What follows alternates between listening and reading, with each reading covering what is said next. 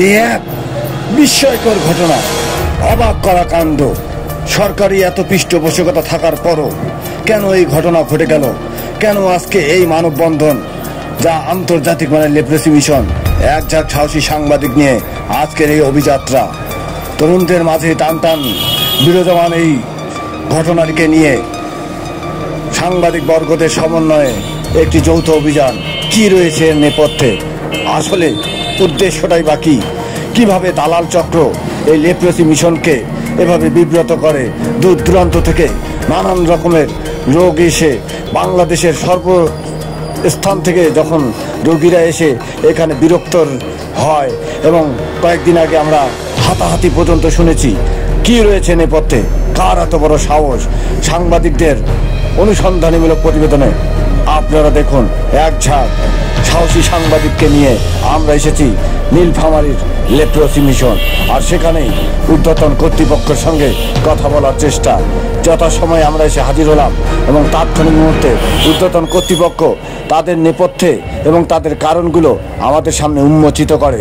আর সেই উন্মোচিত ঘটনাগুলো এক ঝাঁক সাহসী সাংবাদিকের সমন্বয়ে আজকের এই প্রতিবেদন শুনুন বিস্তারিত।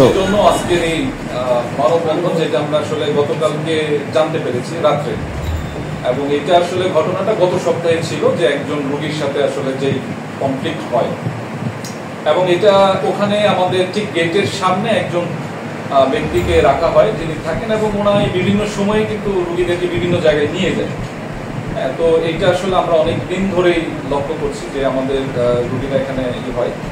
তো এটা একটা বিষয় যে কারণে গত সপ্তাহের ওই ঘটনার পরে এটা যখন ওখানে একটু বাকবিতণ্ডা হয়, তখন স্থানীয়রা এটাতে জড়িয়ে পড়ে এবং তারাই উদ্যোগ নিয়ে এটা করেছে। তবে আমরা প্রাতিষ্ঠানিকভাবে আমরা আমাদের যেই হায়ার অথরিটি তাদের সাথে কথা বলি, এবং কথা বলে যেটা আমরা আসলে সিদ্ধান্ত নিই যে আমরা আসলে প্রথমে ওই পক্ষের সাথে বা যারা হচ্ছে অন্য ডক্টর যারা রয়েছেন তাদের সাথে বসে এটাকে আসলে সমাধান করা যায় কিনা। এবং এটা যেহেতু গত সপ্তাহে মঙ্গলবারের ঘটনা, এরপরে আমরা মোটামুটি সিদ্ধান্তে আসি যে আমরা প্রথমে মিউচুয়ালে চেষ্টা করব যে তাদের সাথে বসে ঘটনাটাকে সমাধান করা যায় কিনা। দেন এটা পরবর্তীতে যদি এটা আসলে বন্ধ না হয় তখন হয়তো বা আমাদের পরবর্তী সেট থাকবে।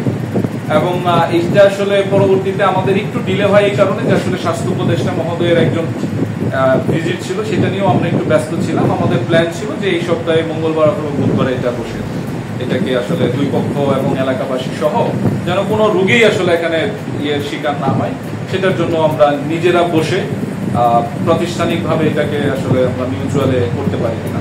আর আপনারা তো জানেন আসলে ড্যানিশ বাংলাদেশ লেপ্রোসি মিশন এটা দীর্ঘদিন ধরে এই অঞ্চলে কুষ্ঠরোগীর সেবায় এখানে আসলে কাজ করে যাচ্ছে। আর আরেকটা যেটা বিষয় আমাদের যেটা বললেন, যদি আমাদের কোনো গার্ড এগুলোর সাথে সংশ্লিষ্ট থাকে এবং আমরা যদি এটাকে প্রমাণ করতে বা আমাদের কাছে যদি তথ্য আমরা ওইভাবে পাই, তাহলে অবশ্যই আমরা আমাদের প্রাতিষ্ঠানিকভাবে আমরা ব্যবস্থা নিব।